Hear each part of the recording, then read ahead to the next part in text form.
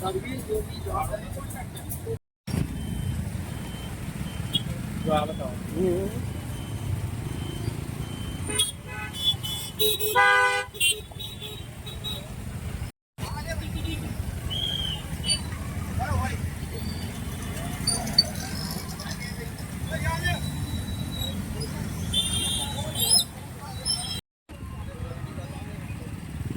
बोलो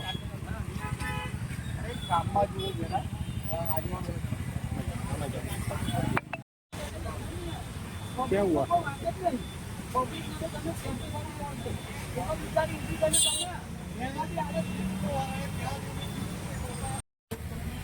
अकस्मात 15 लाख खबर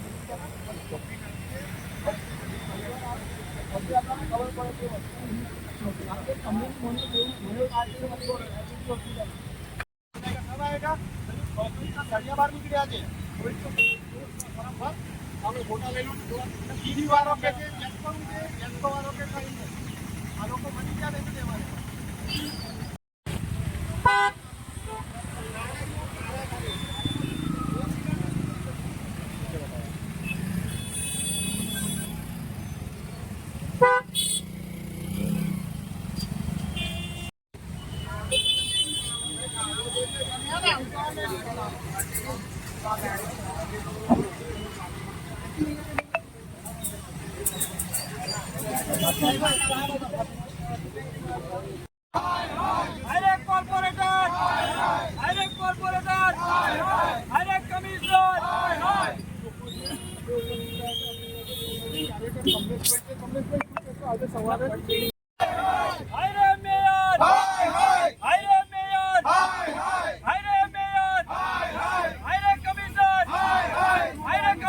જી કમલેશભાઈ, આજે જે ઘટના બની છે એના વિશે તમે શું કહેશો? વડોદરા શહેરમાં આવેલ જે સરદાર એસ્ટેટથી જે કહેવાય છે કે વાઘોડિયા જવાનો જે મુખ્ય માર્ગ છે, આ રોડ જે કહેવાય છે કે તદ્દન જે ખાડા ભૂવા પડી રહ્યા છે. સાથે સાથે ગઈકાલે રાત્રિના રોજ જે એક રિક્ષા ચાલકનું જ્યારે મૃત્યુ થયું હોય ત્યારે ક્યાંક ને ક્યાંક લાગી રહ્યું છે કે કોન્ટ્રાક્ટરની અને કોર્પોરેશનની બેદરકારીના કારણે મૃત્યુ થયું છે. ત્યારે ખાસ કરીને હું આપના ન્યૂઝના માધ્યમથી અપીલ કરું છું કે આ જે રિક્ષા ચાલક છે, આ રિક્ષા ચાલકના પરિવારને વળતર ચૂકવવું છે તેવી અમારી ખાસ માંગણી છે. કારણ કે વડોદરા શહેરના નાગરિકો એડવાન્સ ટેક્સ ભરી રહ્યા છે, ત્યારે એડવાન્સ ટેક્સના રૂપે પણ અમને વહેલામાં વહેલી તકે વળતર મળવું જોઈએ. સાથે સાથે અહીંના સ્થાનિકોએ જે કહેવાનો મતલબ કે અહીંના સ્થાનિક લોકો છે તેઓને અવારનવાર જે રજૂઆત લેખિતમાં મૌખિકમાં કરી છે, છતાં પણ વડોદરા શહેરના જાડી ચામડીના મગરોના પેટનું પાણી હલતું નથી. એટલે ક્યાંક ને ક્યાંક વડોદરા શહેરની અંદર જે અહીંના સ્થાનિક કોર્પોરેટરો છે, ધારાસભ્યો છે, સાથે સાથે અધિકારીઓ છે, આ તમામ રીતે નિષ્ફળ થયા હોય ત્યારે ખાસ કરીને વડોદરા શહેરના મ્યુનિસિપલ કમિશનર સાહેબ, મેયર સાહેબ, ચેરમેન સાહેબ, આ તમામ લોકોએ આગળ આવવાની જરૂર છે. કારણ કે 8 મહિના સુધી આ જાડી ચામડીના મગરો વિશ્વામિત્રીમાં સૂતા હોય છે